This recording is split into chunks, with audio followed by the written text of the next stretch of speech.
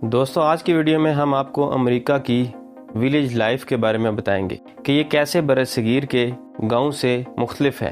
तो चलते हैं वीडियो की तरफ। नंबर 1, अमेरिका में विलेज के लिए टाउन या अर्ली कॉलोनिस्ट के अल्फाज इस्तेमाल होते हैं।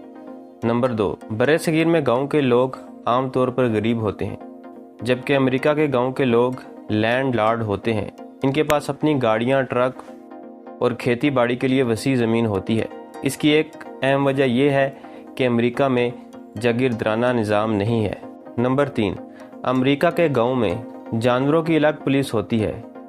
अगर गांव में कोई जानवर सड़क पर आ जाए तो पुलिस जानवर को पकड़कर ले जाती है और फिर इसको छुड़ाने के लिए मालिक को भारी जुर्माना अदा करना पड़ता है। नंबर 4, अमेरिका की एक और ख़ास बात यह है कि गांव वालों को जिस चीज़ में भी खेती बाड़ी करना होती है, सबसे पहले वो इसको सीखने के लिए कॉलेज जाते हैं और फिर अपना काम शुरू करते हैं।